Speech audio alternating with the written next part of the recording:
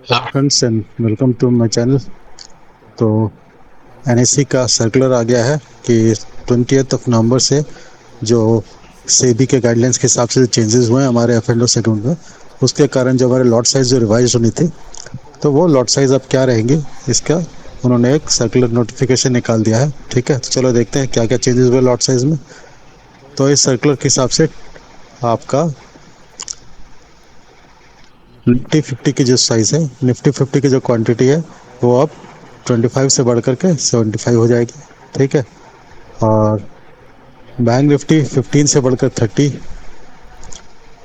Nifty financial services मतलब fin Nifty, ये हमारा 25 से 65, मिड कैप निफ्टी 50 से 120, और निफ्टी नेक्स्ट 50 10 से 25 हो जाएगा। ठीक है, तो ये सारा चेंजेस जो आएंगे आपका 20 नवंबर से आएंगे।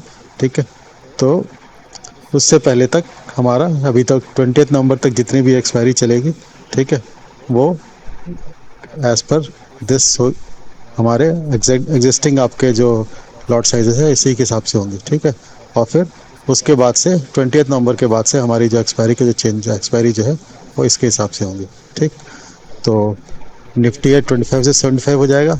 अगर प्रीमियम सेम रहता है तो आज जैसे निफ्टी का एटीएम का प्राइस अराउंड 200 के आसपास होता है, ठीक है ना, 200 के आसपास अगर होता है तो 5-6 रुपये लगते हैं, तब आपको 15,000 रुपये लगेंगे। ठीक है, सिमिलरली बैंक निफ्टी का भी जो आपके एटीएम का प्राइस है 15 का जो है, वो करीबन सेम वैसे ही 3,500-4,000 350-400 रुपये के आसपास होता है। ठीक है ना, तो अगर 300 के आसपास भी हो तुम पकड़े तो आपको अब जो आपको 4,500 में एटीएम का एक लॉट मिलता था, वो आपको 9,000 के आसपास मिलेगा। ठीक,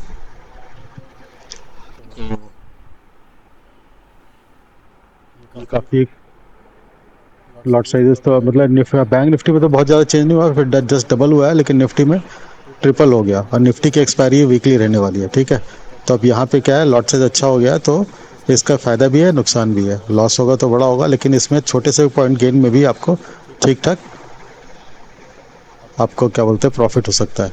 अभी जैसे अगर हम निफ्टी में अगर एक लॉट लेते हैं स्कैल्पिंग के लिए, ठीक है, तो एक लॉट में इफेक्टिवली देखा जाए, अगर आप 20 रुपीज़ पर ऑर्डर आप अगर ब्रोकरेज देते हैं, ठीक है, तो मान लो आप एक लॉट अगर बाई करते हैं, ठीक है, और बाई सेल और प्लस आपके जो ट्रांजैक्शन चार्जेस लगते हैं, प्लस आपका एसटीटी वगैरह जीएसटी वगैरह जितने भी लगते हैं, और एक्सचेंज चार्जेस वगैरह, तो वो करीबन 54-55 रुपीज़ के आसपास का आपका बैठता है एक लॉट पे अप्रॉक्सीमेटली। ठीक है ना, आपका अब नेक्स्ट पे क्या होगा, अगर सेम सब कुछ सेम रहता है, ठीक है, तो आपका बहुत से ज़्यादा क्योंकि अब क्या बोलते हैं आपका लॉट साइज का कारण आपका जो प्रीमियम की वैल्यू बढ़ जाएगी, तो आपके टैक्सेस थोड़े से बढ़ जाएंगे। ठीक है, तो 54-55 से हो सकता है 60 रुपीज़ तक पहुंच जाए। तो एक लॉट में जो आपके एक्सपेंसेस हैं, मतलब ब्रोकरेज और ये सब के जितने भी अदर एक्सपेंसेस हैं, वो सारे आपके 60-62 रुपीज़ के आसपास आ जाएंगे। तो उसको रिकवर करने के लिए अगर एक पॉइंट भी आपको मिल जाता है, तो आपके सारे आप नो प्रॉफिट नो लॉस में आ जाएंगे, प्लस इनफैक्ट आप 10 रुपये के आसपास की प्रॉफिट ही हो जाएगी एक लॉट में। ठीक है ना, क्योंकि एक पॉइंट गिरेगा तो एक पॉइंट अगर ऊपर पड़ जाता है तो 75 रुपये का प्रॉफिट होगा, और आपके एक्सपेंसेस जो है ब्रोकरेज वगैरह केवल 60 रुपीज़ के रहेंगे। ठीक है, तो एक पॉइंट से ही काम हो जाएगा निफ्टी में। अगर 2 पॉइंट मिल गया तो आप ठीक ठाक प्रॉफिट में आ जाएंगे। तो स्कैल्पर के लिए एक बहुत अच्छा अपॉर्चुनिटी बढ़ जाएगी कि छोटे से मतलब अभी तो जैसे बैंक निफ्टी में अगर हम 3-4 पॉइंट के ऊपर नहीं मिला हमें स्कैल्पिंग करते वक्त, तो फिर आपको बेनिफिट नहीं होगा, क्योंकि सारे के सारे आपके ब्रोकरेज और इसी में आपके निकल जाएंगे जो भी आपकी अर्निंग होगी। तो अब स्कैल्पिंग के लिए बहुत अच्छा तरीका है कि आपने लिया और 3 पॉइंट के लिए 3 पॉइंट 4 पॉइंट में मिले तो आप नेट पॉजिटिव में ही रहेंगे। ठीक है ना, मैं नहीं बोल रहा कि आप 4 पॉइंट में हमेशा निकल जाओ, मैं बोल रहा हूँ कि 4 पॉइंट मिलने के बाद अगर आपने स्टॉप लॉस भी लगा दिया तो खत्म कहानी, आप प्रॉफिट में ही रहोगे। और दिन में 25 बार भी आप 4-4 पॉइंट के लिए ट्रेड करते हो तो भी आप लॉस में नहीं आओगे, क्योंकि लेकिन मिनिमम 4 पॉइंट आपको मतलब एक पॉइंट से ऊपर आपको लेना ही लेना है। एक पॉइंट से ऊपर आप लोगे आप कभी लॉस में नहीं रहोगे। ठीक है ना, तो इससे ये चीज़ नॉर्मली स्कैल्पर्स को आप कैलकुलेट करने में आपको जो अपना ब्रोकरेज वगैरह जो भी आपका नेक्स्ट डे जो डेरिवेटिव का रिपोर्ट आता है, उसमें ब्रोकरेज वगैरह का पर लॉट के हिसाब से आप अप्रॉक्सीमेटली निकाल लो, या जितने भी लॉट में आप नॉर्मली ट्रेड करते हो उसके हिसाब से ट्रांजेक्शन निकाल करके आप ये निकाल कर रख लेना कि कितने पॉइंट के ऊपर, ठीक है ना, आप नेट प्रॉफिट में रहोगे। केवल पॉइंट, क्योंकि नॉर्मली लोग क्या करते हैं, सोचते हैं कि 2 रुपए या 2 पॉइंट या 10 पॉइंट कमा लिए हैं तो 10 पॉइंट में मैंने प्रॉफिट में आ गए, लेकिन ऐसा नहीं है। आपको ये जो चार्जेस है ना, इसको माइनस करने के बाद आपको देखना है कि कितने पॉइंट में आप प्रॉफिट में आ जाओगे। ठीक है, मतलब कि सारे ब्रोकरेजेस और सब कुछ पे करने के बाद भी आप नेट टू नेट पॉजिटिव में रहोगे। तो वो देखने के बाद हमेशा आप ट्रेडिंग में उतने पॉइंट के ऊपर मिलने पे आप अगर एग्जिट कर जाते हो किसी भी रीजन से, तो भी आप नेट टू नेट प्रॉफिट में ही रहोगे।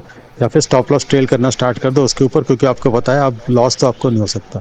क्योंकि कई बार जब ट्रेडिंग करते हैं तो हम सोचते हैं कॉस्ट टू कॉस्ट वही है जिस पे जो हमने बाई कर रखा है। ठीक है ना, मान लो एक प्रीमियम हमने 200 रुपये पे एक लॉट बाई कर रखा है, तो हम ये सोचते हैं कि कॉस्ट टू कॉस्ट मेरा वही है, कह रहे 200 रुपये के नीचे आएगा तो हम काट देंगे। ऐसा नहीं, आपका कॉस्ट जो है 200 रुपये की जगह आपका नॉर्मली 201 या 202 रुपया होता है।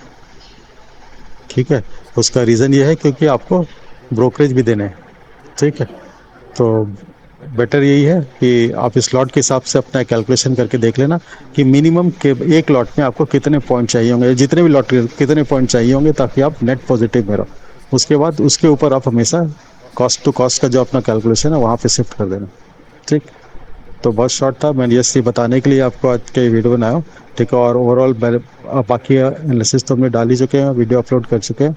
तो एच और कोटक का रिजल्ट आया, उसमें एच का result it's positive, neutral to positive, थोड़ा सा अच्छा ही है इनफैक्ट। और कोटक का रिजल्ट उतना अच्छा नहीं है। तो अब इन दोनों बैंक के कारण क्या फ़र्क पड़ता है आपको दिख जाएगा मंडे को।